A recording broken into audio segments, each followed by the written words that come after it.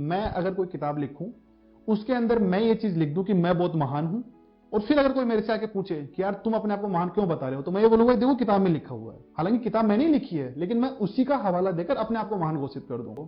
हम इतिहास में किन राजाओं को महान राजा बोलते हैं? किसको हम बोलते हैं कि महान राजा था? एक तो वो जिसने बहुत ज्यादा युद्ध जीते, उसको महान बोलते हैं ना। दूसरा वो जिसने एक तरीके से ज्यादा जमीन के ऊपर कब्जा कर लिया। तीसरा वो जिसने बड़े बड़े महल बनवा दिए, एकदम सोने के महल बनवा दिए। चौथा वो जिसने बड़े बड़े किले बनवा दिए। इन्हीं को महान राजा बोलते हैं ना। पर इन सारी महानताओं के अंदर अगर आप देखोगे तो जनता कहां पे है? देखो, मैं आपके सामने दो ऑप्शन रखता हूं, आप मुझे बताना अगर आपको अपने लिए अगर कोई एक लाइफ चूज करनी हो तो आप कौन सी लाइफ चूज करोगे। पहला ऑप्शन है कि आपको ज्यादा कुछ काम भी नहीं करना पड़ेगा, समाज में फुल इज्जत मिलेगी, सारे काम आपसे पूछ के किए जाएंगे, और जो आप बोलोगे वो सारे काम हो जाएंगे, और आपके पास पैसे की, धन दौलत की कोई कमी नहीं रहेगी। पहला ऑप्शन तो ये है।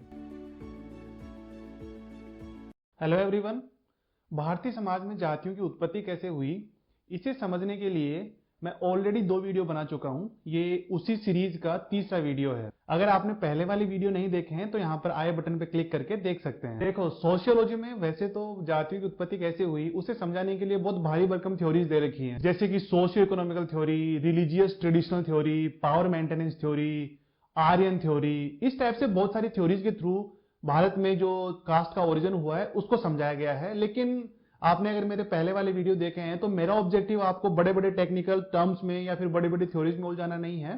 मैं आपको बहुत ही सिंपल वर्ड्स के अंदर इन सारी चीजों को एक्सप्लेन करूंगा ताकि हर कोई इंसान इसको समझ सके। देखो, पहले तो जो समझने वाली बात है वो ये है कि ऐसा नहीं है कि एक दिन खड़े होकर किसी ने बोला कि कल से सब लोग जातियों में बढ़ जाएंगे और जातियां बन गई। जाति कोई एक दिन का रिजल्ट नहीं है, इसे बनने में लगभग 1000, 1200, 1300 साल का समय लगा है। तो इस वीडियो में जो हम बात करेंगे, जिस टाइम पीरियड की बात करेंगे, वो होगा 1500 बीसी से लेकर लगभग 300, 400 एडी तक का टाइम पीरियड।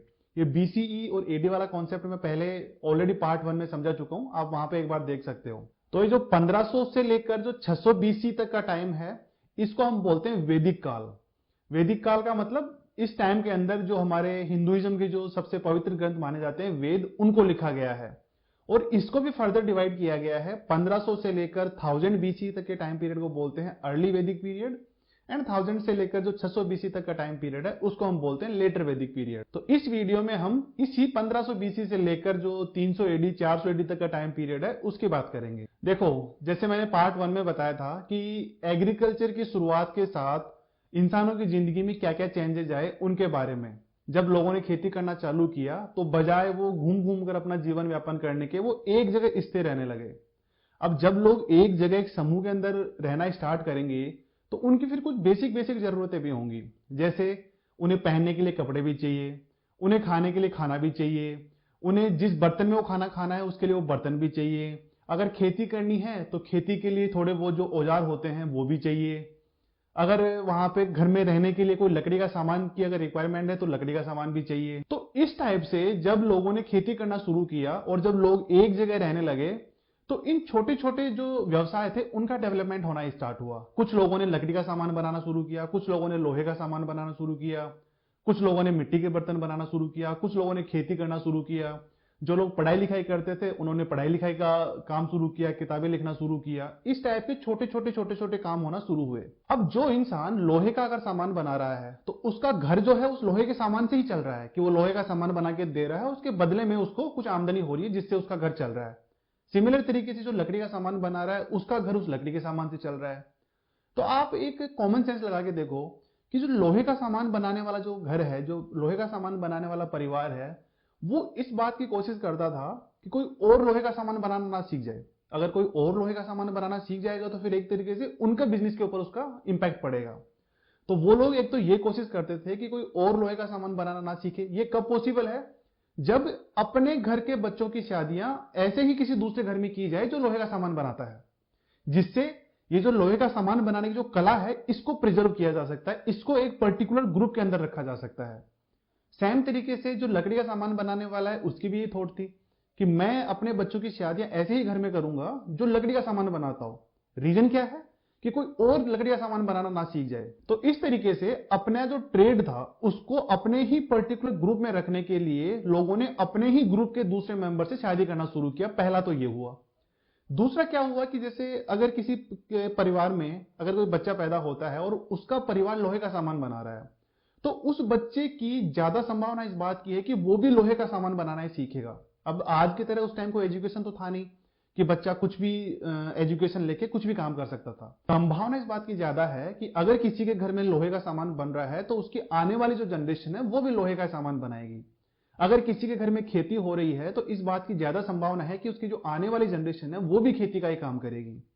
तो इस तरीके से एक तो नेचुरल तरीके से ही लोग अपने ही जैसे काम करने वाले लोगों के बीच में शादियां करने लगे, और जो काम वो खुद करते थे कोशिश ये करते थे कि उनकी आने वाली जो पीढ़ियां हैं वो भी यही काम करें। तो एक तो नेचुरल तरीके से ये सिस्टम धीरे धीरे करके डेवलप होना स्टार्ट हुआ। लेकिन देखो यहां पर इस सिस्टम में अभी कोई रिजिडिटी नहीं है। रिजिडिटी का मतलब यह हो गया कि अगर किसी लोहे का सामान बनाने वाले के घर में कोई बच्चा पैदा हो रहा है तो पैदा होते ही उसको लोहार की कैटेगरी में नहीं डाल दिया गया। इस बात की संभावना है कि वो लोहे का सामान बनाना सीख सकता है, लेकिन जरूरी नहीं कि वो सीखेगा ही। अगर वही बच्चा अगर बड़ा होकर लकड़ी का सामान बनाना सीख जाता है तो उसकी फिर कैटेगरी दूसरी हो जाएगी। वही बच्चा अगर पढ़ाई लिखाई करना सीख जाता है तो वो ब्राह्मण की कैटेगरी में चला जाएगा। वही बच्चा अगर शरीर से मजबूत है, हष्ट पुष्ट है और अगर युद्ध करना जानता है तो वो क्षत्रिय की कैटेगरी में चला जाएगा। वही बच्चा अगर खेती का काम सीख लेता है तो वो खेती वाले की कैटेगरी में चला जाएगा। तो अभी तक का जो सिस्टम था उसमें यह था कि लोग अपने ही जैसे काम करने वालों के साथ शादियां करना चाहते थे और अपनी आने वाली जो पीढ़ी है उसको वही काम सिखाना चाहते थे जो वो खुद कर रहे हैं। लेकिन ये मैंडेटरी नहीं था, ये बच्चे के ऊपर डिपेंड करता था कि बच्चा बड़ा होकर क्या करेगा। तो यहां तक जो सिस्टम है वो बिल्कुल ठीक चल रहा था और इसमें कोई बुराई नहीं थी। और ये बात जो मैं कह रहा हूं कि अभी तक लोगों में काम को लेकर बंटवारा था, लेकिन काम के बेसिस पे जातियां फिक्स नहीं हुई थी, वो मैं इसलिए कह रहा हूं क्योंकि ये बातें हमें उस टाइम की जो ग्रंथ लिखे हुए थे उनमें देखने को मिलती हैं। जैसे ऋग्वेद का जो 9th मंडल है उसके 112 नंबर के हाइम में 3 नंबर का जो वर्ष है उसमें लिखा हुआ है, उसमें जो ऋग्वेद का लेखक है वो लिखता है कि मैं खुद कवि हूं, मेरे जो पिता हैं वो एक फिजिशियन है और जो मेरी माता है वो मक्के का खेत बोती है, और फिर भी इन सारे अलग अलग कामों के बावजूद भी हम सब लोग एक जगह मिलकर एक साथ एक परिवार की तरह रहते हैं। तो कहने का मतलब यह है कि अभी तक की जो सोसाइटी थी उसके अंदर ना तो लोगों में ज्यादा भेदभाव था और ना ही लोगों के अंदर पैदा होते ही उनका काम डिसाइड हो जाता था कि लोहार के घर में पैदा होने वाला लोहारी बनेगा, सुनार के घर में पैदा होने वाला सुनारी बनेगा, ब्राह्मण के घर में पैदा होने वाला ब्राह्मणी बनेगा। ऐसा अभी तक कुछ नहीं था। अभी तक सिस्टम में फ्लूडिटी थी। और ये जो मैं बात कर रहा हूं वो बात कर रहा हूं जो 1500 बीसी से लेकर जो 1000 बीसी तक का टाइम पीरियड है जिसको हम अर्ली वैदिक पीरियड बोलते हैं, उस टाइम पीरियड की। असली जो प्रॉब्लम की शुरुआत होती है वो होती है लेटर वैदिक पीरियड और उसके बाद के टाइम पीरियड से, जब कुछ पढ़े लिखे लोगों ने अपनी पढ़ाई लिखाई का, अपनी बुद्धिमानी का मिसयूज करना स्टार्ट किया। देखो मैं आपके सामने 2 ऑप्शन रखता हूं, आप मुझे बताना अगर आपको अपने लिए अगर कोई एक लाइफ चूज करनी हो तो आप कौन सी लाइफ चूज करोगे। पहला ऑप्शन है कि आपको ज्यादा कुछ काम भी नहीं करना पड़ेगा, समाज में फुल इज्जत मिलेगी, सारे काम आपसे पूछ के किए जाएंगे और जो आप बोलोगे वो सारे काम हो जाएंगे और आपके पास पैसे की, धन दौलत की कोई कमी नहीं रहेगी। पहला ऑप्शन तो ये है। दूसरा ऑप्शन है कि आपको जिंदगी भर एकदम मजदूरी करनी है, उस सबके बाद भी आपके पास पर्याप्त मात्रा में खाने को नहीं रहेगा, उस सबके बाद भी आपको समाज के अंदर वो इज्जत नहीं मिलेगी जिसके आप हकदार हैं, इन सबके बाद भी समाज में एकदम नीची नजरों से देखे जाओगे। ये आपके पास 2 ऑप्शन है। अगर आपको चूज करना हो अपने लिए तो आप कौन सी लाइफ चूज करोगे, पहले वाली या दूसरे वाली।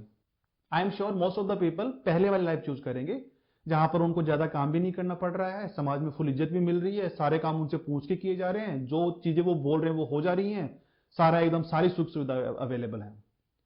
लेकिन आप पहला ऑप्शन तो चूज करोगे, लेकिन पहला ऑप्शन मिलेगा कैसे। तो यहीं पर रोल आता है जो मैंने अभी बताया कि कुछ पढ़े लिखे लोगों ने अपनी पढ़ाई लिखाई का जो मिसयूज करना स्टार्ट किया उसका। यहीं पर आप समझेंगे कि कैसे पढ़ाई लिखाई का अगर मिसयूज किया जाता है तो वो कितनी खतरनाक हो सकती है। और यहीं पर इस बात का भी रोल आता है कि क्यों हमें हमेशा अपने आंख कान सब खुले रखने चाहिए, हमें हमेशा अपने दिमाग का इस्तेमाल करना चाहिए, हमें हमेशा क्वेश्चन पूछने चाहिए। इन सब के बारे में आप अभी आने वाले वीडियो में आप समझेंगे। देखो लास्ट वीडियो में मैंने बताया था कि सोसाइटी में काम के बेसिस पे 4 वर्ण बढ़ चुके थे। ब्राह्मण जिनका काम पढ़ाई लिखाई का था, क्षत्रिय जिनका काम सुरक्षा करने का था, वैश्य जिनका काम एक तरीके से खेती बाड़ी करने का, व्यापार करने का था, और शूद्र जिनका काम ऊपर वाले तीनों की सेवा करने का था। इस तरीके से काम के बेसिस के ऊपर सोसाइटी बटी हुई थी।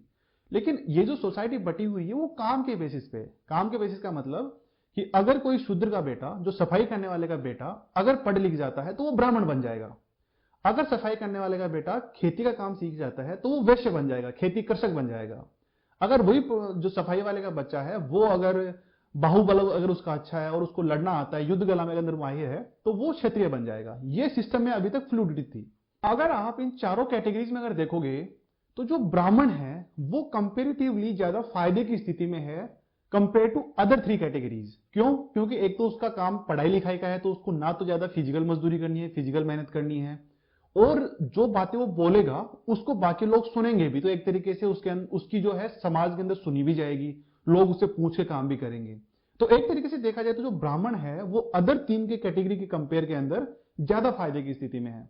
लेकिन जैसा कि अभी हमने बताया कि अभी तक के सिस्टम के अंदर ब्राह्मण कोई भी बन सकता है, जो पढ़ लिख जाएगा वो कोई भी ब्राह्मण बन जाएगा। और दूसरी बात ये कि अभी तक ये जो ब्राह्मण जिनकी हम बात कर रहे हैं ये कोई जाति नहीं है अभी, जिसको जैसे आज हम जिनको ब्राह्मण बोलते हैं वो जैसे आज जैसे ब्राह्मण जाति है, तो इस तरीके से अभी तक का जो टाइम पीरियड जिसकी मैं बात कर रहा हूं उसमें ब्राह्मण कोई जाति नहीं थी, ये एक कैटेगरी ऑफ वर्क था। जैसे इसको आज से अगर हम समझें तो जैसे कोई टीचर बना है, जैसे कोई आईएएस बना हुआ है, जैसे कोई डॉक्टर बना हुआ है, तो टीचर होना कोई जाति थोड़ी है, टीचर उसका काम है।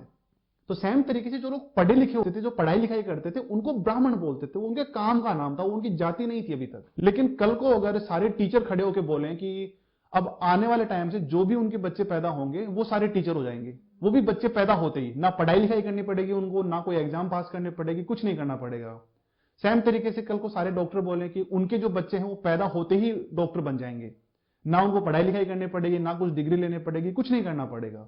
सेम तरीके से सारे आईएएस बोलने लग जाएं कि उनके जो बच्चे हैं वो पैदा होते ही आईएएस बन जाएंगे, ना उनको कोई पढ़ाई लिखाई, ना उनको कोई एग्जाम पास करना है, ना यूपीएससी देना है, कुछ नहीं देना है। तो इस सिस्टम के बारे में आप क्या बोलोगे? आप ये बोलोगे ना यार ये क्या बात हुई, ये क्या तुक हुआ इस बात का। लेकिन उस टाइम में यही काम हुआ। ब्राह्मण जो कि पढ़ाई लिखाई का काम करते थे, उन्होंने बोला कि अब से उनके जो आने वाली संतानें हैं वो ऑटोमेटिक ब्राह्मण हो जाएंगी, क्षत्रिय जिनकी आने वाली संतानें हैं वो ऑटोमेटिक क्षत्रिय हो जाएंगी पैदा होते ही। अब जो अभी तक सिस्टम काम के बेसिस पे बना हुआ था, उस सिस्टम को उन कुछ पढ़े लिखे लोगों ने कन्वर्ट कर दिया जन्म के बेसिस के ऊपर, कि अब से जो सफाई करने वाले का जो बच्चा है वो पैदा होते ही सफाई करने वाला ही बन जाएगा। अब उसके पास ना सिस्टम के अंदर फ्लूइडिटी बची कि वो अब कुछ भी कर सकता है, वो खेती सीख के खेती किसान बन सकता है, वो युद्ध कला सीख के क्षत्रिय बन सकता है, वो पढ़ाई लिखाई करके ब्राह्मण बन सकता है। ये सिस्टम अब उन्होंने बंद कर दिया। और बंद क्यों किया? क्योंकि इससे उनकी आने वाली जनरेशन को फायदा होता कि जैसे ब्राह्मण का बच्चा है वो पैदा होते ही ब्राह्मण बन गया, अब उसको कुछ क्वालिटी जो है क्वालिफिकेशन वो एक्वायर करने की जरूरत नहीं है, वो पैदा होते ही ब्राह्मण बन गया और पैदा होते ही उसको वो सारे बेनिफिट मिलने लग गए जो एक ब्राह्मण को मिलते थे। अब ऐसा भी नहीं है कि एक दिन खड़ा होकर किसी ने बोल दिया, एक दिन का रिजल्ट नहीं है। जैसा कि मैंने बताया एक बहुत लंबी प्रोसेस है, मैं आपको बस एक कंक्लूजन बता रहा हूं कि जो सिस्टम काम के बेसिस पे बना हुआ था, धीरे धीरे धीरे धीरे कुछ लोगों ने, कुछ पढ़े लिखे लोगों ने इस सिस्टम का फायदा उठाने के लिए, अपने बेनिफिट के लिए इस सिस्टम को जन्म के बेसिस पे कर दिया। और जो अभी हमने बात की कि जैसे जो लोहार होते थे वो ट्राई करते थे कि उनकी शादी लोहार के घर में ही हो, किसान होते थे वो ट्राई करते थे कि उनकी शादी किसान के घर में ही हो, ताकि एक तरीके से उनका वो जो ट्रेड सीक्रेट है वो एक तरीके से सेफ रहे। तो ये जो सिस्टम अभी तक चला आ रहा था वो मैंडेटरी नहीं था, वहां पे फ्लूइडिटी थी, वो कर भी सकते थे, नहीं भी कर सकते थे। लेकिन अब जो ब्राह्मण थे उन्होंने इस सिस्टम को रिजिड बना दिया कि अब आपको ऐसा करना ही पड़ेगा, और अगर आप ऐसा नहीं करते हो तो आपको पाप लगेगा, आपको आपकी जात से बाहर कर दिया जाएगा, आपको नरक मिलेगा मरने के बाद में, आपको मोक्ष नहीं मिलेगा। इस टाइप की उन्होंने कहानियां सुनाई। अब शायद ये सुन के आपको लग रहा है कि शायद हो सकता है कि मैं मजाक कर रहा हूं, कि ऐसे थोड़ी ना होता है। और अगर ब्राह्मणों ने ऐसा किया भी तो लोगों ने मान क्यों लिया? लोग मना भी तो कर सकते थे। तो बिल्कुल आपकी बात बिल्कुल सही है, लोग मना कर सकते थे और कुछ लोगों ने मना किया भी। लेकिन ब्राह्मणों ने इस चीज को जस्टिफाई करने के लिए क्या किया, इसकी कहानी जब आप सुनोगे तो आपको समझ में आएगा कि क्यों ये सिस्टम इतना रिजिड आज तक बना हुआ है। देखो लास्ट वीडियो में मैंने बात की थी गॉड की, कि कैसे उस टाइम के लोग, उस टाइम में जो नेचुरल इवेंट हो रही थी उसको समझने के लिए उन्होंने गॉड के कॉन्सेप्ट का यूज किया। आप इस चीज को और बेहतर तरीके से ऐसे भी समझ सकते हैं कि हमारा जो हिंदुइज्म है उसके अंदर 33 करोड़ देवी देवताएं माने गए हैं। तो ये 33 करोड़ का जो लॉजिक है वो एक तरीके से ये है कि लोगों के सामने जो भी नेचुरल इवेंट आती गई, जो भी समस्याएं आती गई, उसका जवाब उन्होंने एक भगवान के थ्रू ढूंढ लिया। जैसे कि बारिश हो रही है मतलब बारिश कराने वाला एक भगवान है, जैसे आंधी आ रही है तो आंधी चलाने वाला कोई भगवान है, सूरज निकल रहा है तो सूरज निकलाने वाला कोई भगवान है, चांद निकल रहा है तो चांद निकलवाने वाला कोई भगवान है। कहने का मतलब है कि लोगों के सामने जितने सवाल आए उन्होंने उन सवालों के जवाब में एक नया भगवान क्रिएट कर लिया उस टाइम के इवेंट को समझने के लिए। यहां तक कोई दिक्कत नहीं है कि उस टाइम के लोगों की जितनी समझ थी उसके हिसाब से उन्होंने सारा काम किया। दिक्कत की शुरुआत तब होती है जब, जिन मैं पढ़े लिखे लोगों की बात कर रहा हूं, उन्होंने इस भगवान के कॉन्सेप्ट को तोड़ मरोड़ के अपने फायदे के लिए इस्तेमाल करना चालू किया। तो इसके लिए उन्होंने सबसे पहले क्या किया, उन्होंने दुनिया भर के कर्मकांड करना चालू किया। कर्मकांड का मतलब वो भगवान को खुश करने के लिए यज्ञ करते थे, प्रार्थनाएं करते थे, बलि देते थे, लोगों को बताते थे कि भगवान की प्रार्थना करने का सही तरीका क्या है।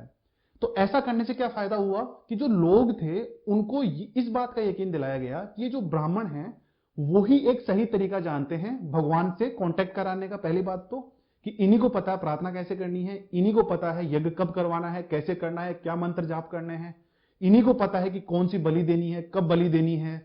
तो एक तरीके से ब्राह्मणों ने एक कर्म कांड करके लोगों को यह यकीन दिलाया कि भगवान तक पहुंचने का सही प्रोसेस उन्हें ही पता है। पहला तो ये, और दूसरा ये कि अगर आपको भगवान तक जाना है तो आप डायरेक्टली नहीं जा सकते हो, आपको भगवान से कांटेक्ट करना है तो आप ब्राह्मणों के थ्रू ही आपको कांटेक्ट करना पड़ेगा। इस चीज का उन्होंने लोगों को यकीन दिलाया इन सारे कर्म कांडों के थ्रू। इसके बाद जो उन्होंने दूसरा काम किया वो ये कि इस भगवान का रेफरेंस देके उन्होंने बहुत सारी किताबें लिखी, और उन किताबों के अंदर लिखा कि जैसे कि समाज के अंदर 4 कैटेगरी के लोग होंगे, ब्राह्मण, क्षत्रिय, वैश्य, शूद्र, और इनमें जो ब्राह्मण है वो सबसे श्रेष्ठ है।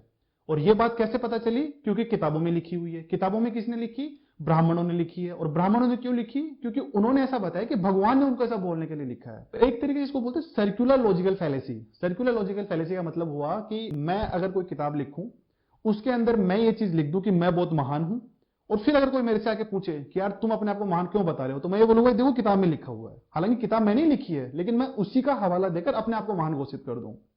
तो ऐसा ही कुछ उस टाइम हुआ कि उस टाइम के जो कुछ पढ़े लिखे ब्राह्मण थे उन्होंने किताबें लिखी, और उन किताबों में भर भर के ब्राह्मणों का महिमा गान किया। वहां पर किताबों में दिखाया कि कैसे ब्राह्मण सबसे महान है और कैसे आप सब लोगों को ब्राह्मणों की बातें सुननी चाहिए। जैसे मनुस्मृति का जो पहला अध्याय है उसका 98 नंबर का जो श्लोक है उसमें लिखा हुआ है कि जो ब्राह्मण है वो जितने भी सारे और वर्ण हैं, जो जितनी भी सारी जातियां हैं, उन सबका स्वामी है। अगर उसके अंदर कोई वर्च्यू, अगर कोई काबिलियत नहीं भी है तो भी वो रेस्पेक्ट डिजर्व करता है, ऐसा उन्होंने लिखा। इसी तरीके से एक दूसरा जो धर्म ग्रंथ था गौतम धर्म सूत्र करके, उसमें उन्होंने लिखा कि जो किसी भी इंसान का जो वर्ण है, जो जाति है, वो उसके जन्म से फिक्स हो जाती है।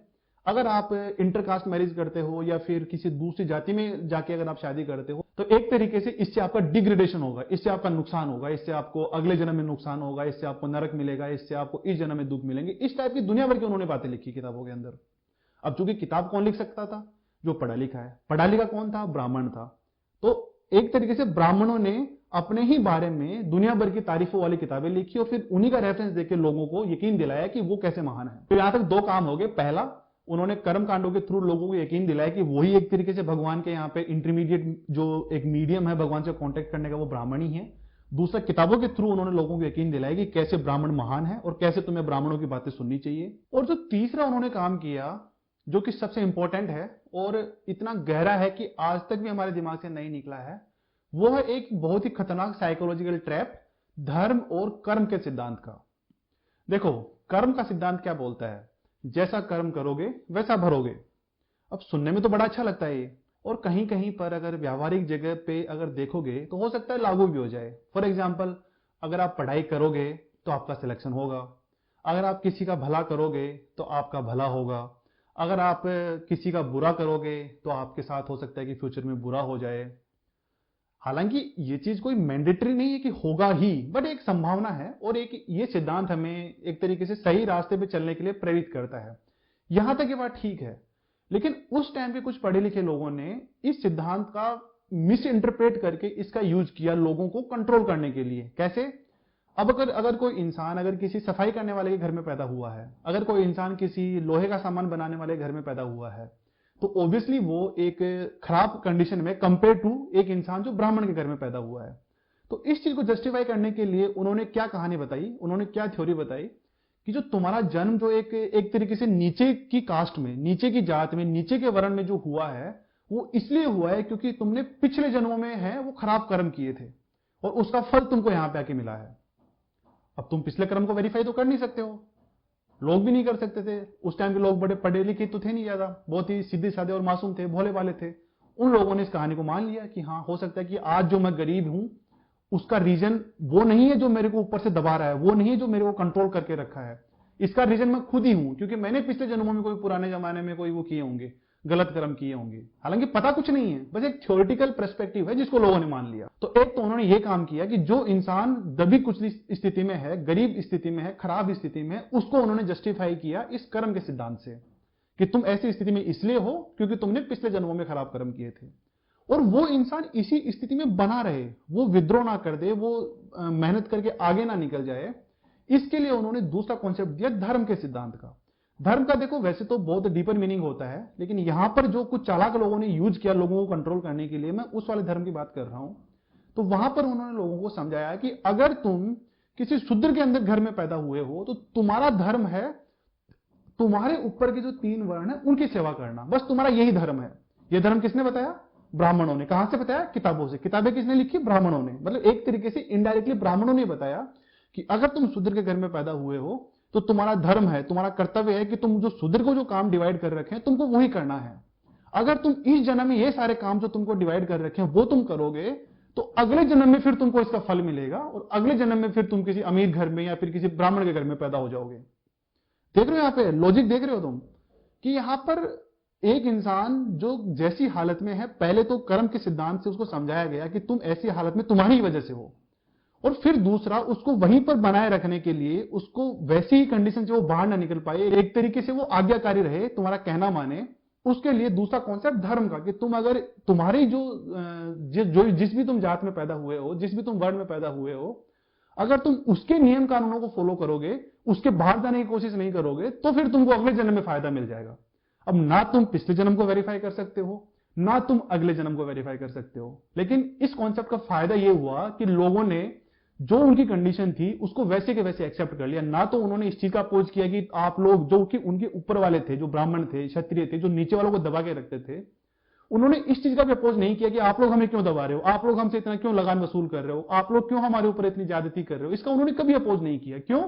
क्योंकि इन ब्राह्मणों ने, जिन्होंने वो किताबें लिखी, उन्होंने लोगों को यकीन दिला दिया कि तुम्हारी सिचुएशन तुम्हारी ही वजह से है, और अगर तुम इसी सिचुएशन में अगर अच्छे से नियमों को फॉलो करोगे, अपना जो तुम्हारा जो धर्म है, जो कि हमने बता रखा है किताबों के थ्रू, उसका पालन करोगे, तो फिर तुमको अगले जन्म में फायदा हो जाएगा। तो देख रहे हो साइकोलॉजिकल ट्रैप कितना खतरनाक है। तो इन सारे कॉन्सेप्ट का ब्राह्मणों को फायदा ये हुआ कि एक तो अब उनके घर में जो भी कोई बच्चा पैदा होता, वो पैदा होते ही बिना किसी मेहनत के, बिना किसी पढ़ाई लिखाई के डायरेक्ट ब्राह्मण बन जाता, पहला। दूसरा जो सोसाइटी के ऊपर नेगेटिव इंपैक्ट हुआ वो ये कि अब बच्चा कितना भी टैलेंटेड हो, अगर वो सफाई वाले के घर में पैदा हो रहा है तो वो सफाई वाला ही बनेगा। उसकी वो जो कैटेगरी है वो फिक्स कर दी गई उसके जन्म के साथ ही।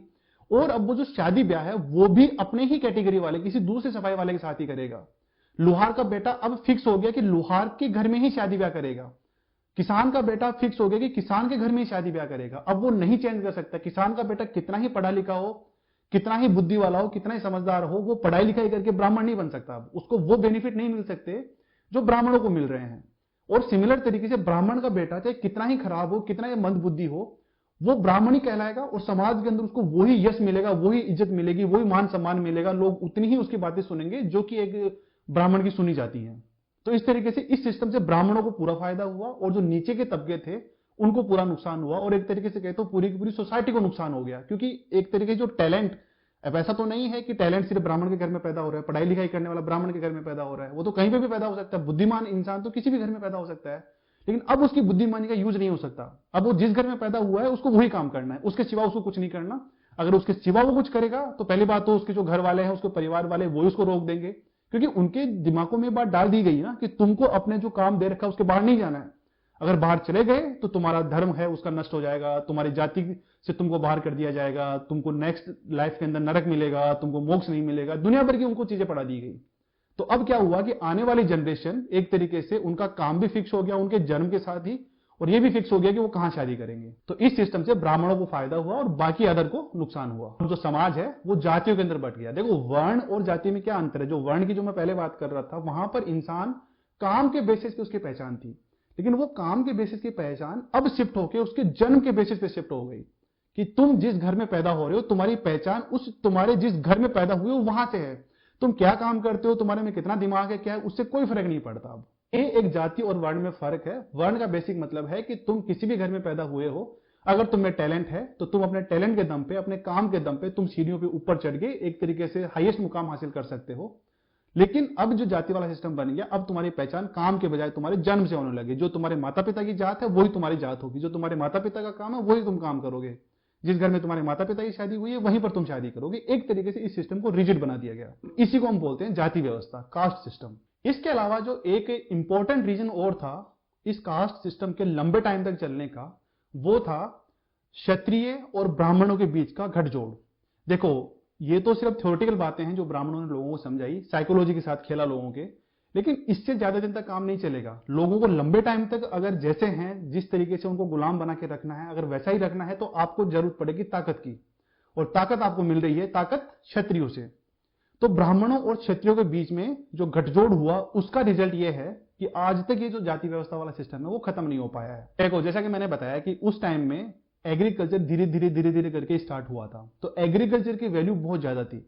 जिस इंसान के पास जितनी ज्यादा जमीन होती थी वो एक तरीके से उतना बड़ा ही आदमी समझा जाता था। 1000 BC के आसपास जब से लोहे की खोज हुई, तो लोहे की खोज के साथ में एग्रीकल्चर के लिए भी लोहे से हमने औजार बनाना चालू किया, और उसके साथ ही लोहे से हमने अस्त्र शस्त्र बनाना भी चालू किया।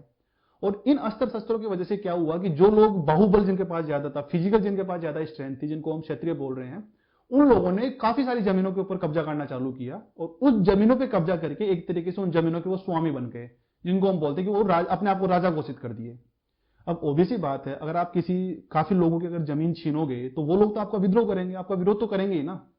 तो वो लोग जिनकी जमीन छीनी गई है वो विरोध ना करें, इसके लिए राजा और ब्राह्मणों के बीच में एक गठजोड़ हुआ। वो क्या गठजोड़ हुआ? राजा की कंडीशन ये थी कि वो राज करेगा, ब्राह्मणों को हर काम में आगे रखेगा, ब्राह्मणों को फुल इज्जत देगा, उनको दान देगा, उनको सारी सुख सुविधाएं देगा, उनको पढ़ाई लिखाई का माहौल देगा, मतलब एक तरीके से उनको सारा मान सम्मान, प्रतिष्ठा, सुख सुविधाएं सारे राजा प्रोवाइड करवाएगा। ये तो राजा उनको देगा। बदले में ब्राह्मण क्या करेंगे? बदले में ब्राह्मण लोगों को अपनी किताबों के थ्रू, अपनी कहानियों के थ्रू लोगों को यह समझाएंगे कि राजा कितना महान है, पहली बात। दूसरी बात, क्यों राजा ही शासन करना चाहिए। तीसरी बात, क्यों राजा का बेटा ही राजा बनेगा, कोई और राजा नहीं बन सकता। राजा तो ऊपर से भगवान का भेजा हुआ दूत है यहाँ पे तुम लोगों की सेवा करने के लिए, तुम लोगों की सुरक्षा के लिए। राजा का खून तो बहुत पवित्र है, बहुत रॉयल ब्लड है, तो इसकी जो आने वाली जनरेशन है सिर्फ वो ही राज करेंगी। इस टाइप की कहानियां, इस टाइप के राजा की महानता के किस्से वो लोगों को बताएगा, ताकि लोग एक तरीके से कंट्रोल में रहें, एक तरीके से राजा का कहना माने। दूसरा, वो ये भी साथ में इंश्योर करेगा कि जो लोग हैं वो छोटे छोटे टुकड़ों में, छोटे छोटे समूह में बटके रहें, जिनको हम जातियां बोल रहे हैं, कि लोग उन जातियों में बटके रहें और उन जातियों के बाहर ना जाएं। क्यों ना जाएं? क्योंकि अगर लोग एक साथ मिलकर अगर इकट्ठा हो गए तो ऑब्वियसली बात है, फिर तो राजा के खिलाफ विद्रोह कर देंगे, वो राजा को उसकी गद्दी से उतार देंगे।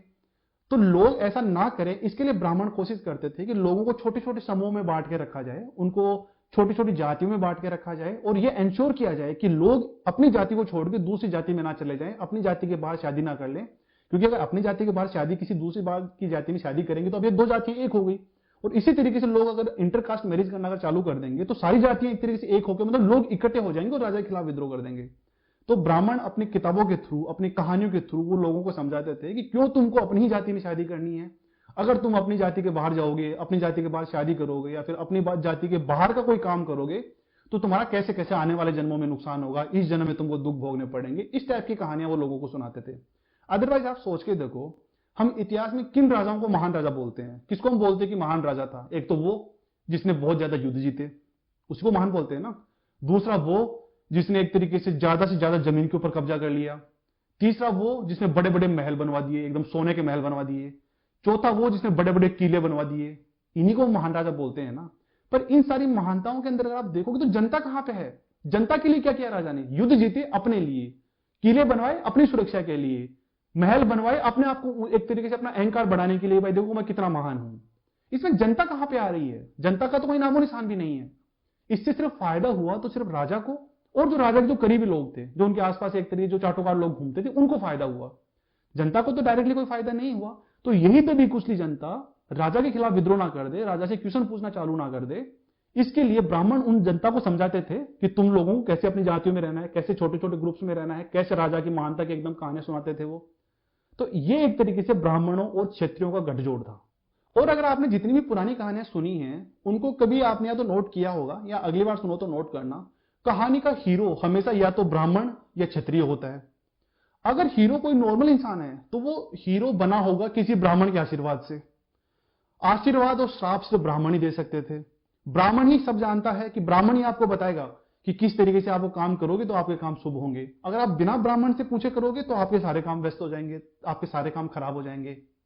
ब्राह्मण ही आपको बताएगा कि कहां शादी करनी है, कब शादी करनी है, कितने बजे शादी करनी है, कौन सा शुभ मुहूर्त है, ये सारी चीजें ब्राह्मण ही बताएगा आपको। कब सोना है, कब उठना है, ये ब्राह्मण ही बताएगा। क्यों बताएगा? क्योंकि ब्राह्मण सब जानता है। और ये बात किसने बताई कि ब्राह्मण जानता है? किताबों ने बताई। किताबें किसने लिखी? ब्राह्मण ने। मतलब ये सर्क्युलर इसको बोलते हैं लॉजिकल फैलेसी, कि मैं किताब लिखूं, मेरे को महान दिखाऊं और फिर उसी किताब का रेफरेंस देकर बोलूंगा भाई देखो इस किताब में लिखा है कि मैं महान हूं। और ये चीजें हमारे दिमाग में आज तक भी इतनी गहरी बैठी हुई हैं कि हम अगर चाहे शादी का काम हो, चाहे कोई ग्रह पूजन करना हो, चाहे कोई और छोटा मोटा काम करना हो, हम ब्राह्मणों को बुला के पूछते ही पूछते हैं। क्यों पूछते हैं? क्योंकि हमारे दिमाग में बिठा रखा है कि ब्राह्मण ही सब जानता है, हमें तो कुछ नहीं पता, हमें तो कुछ नहीं आता है, ब्राह्मण ही सब जानता है। कहां से जानता है? उन्हीं किताबों से जो उसने खुद लिखी है। बस कहने का मेरा सार इतना है कि क्षत्रिय राजा और ब्राह्मणों के इस गठजोड़ ने लोगों को बांट के रखा और लोगों को कंट्रोल करके रखा, लोगों के ऊपर राज करने के लिए छोटी छोटी जातियों में बांट के रखा। That's it. आज की वीडियो में बस इतना ही।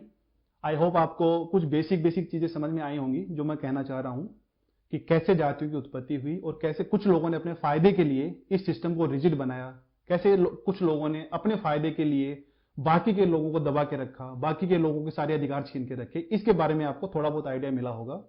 मेरी बस आप लोगों से दो रिक्वेस्ट हैं। पहला तो ये कि कभी भी अपने जो दिमाग है उसका इस्तेमाल करना बंद मत करो। कोई चीज इसलिए मत करो कि सदियों से होती आ रही है, कोई चीज इसलिए मत करो कि 10 लोग और कर रहे हैं। अपना दिमाग लगाओ। अपने दिमाग में अगर वो चीज सही आपको लगती है तो फिर उस चीज को करो, उसमें कोई दिक्कत नहीं है। और दूसरी चीज ये कि जो मैं अभी आपको बता रहा हूं वो इतिहास की बातें हैं, उसमें आपको आज का जो ब्राह्मण है, आज का क्षत्रिय है, उससे नफरत करने की या उसको भला बुरा बोलने की जरूरत नहीं है। इतिहास हम इसलिए पढ़ते हैं ताकि पास्ट में जो हमने गलतियां की हैं उसको फ्यूचर में या वर्तमान में उन गलतियों को ना करें, वर्तमान में वो गलतियां ना दोहराएं, वर्तमान को हम और बेहतर बनाएं। तो आई होप आपको मेरा पूरा वीडियो पसंद आया होगा। अगर वीडियो पसंद आया है then please do like, share and subscribe. और अगर आप चाहते हो कि आने वाले टाइम में जब अंग्रेज आए, मुगल आए, उन्होंने इस सिस्टम को कैसे मजबूत किया, कैसे इस सिस्टम का फायदा उठाए, इसके ऊपर मैं वीडियो बनाऊं तो आप मुझे प्लीज कमेंट सेक्शन में बताना। I will make another video on that. Thank you so much for listening.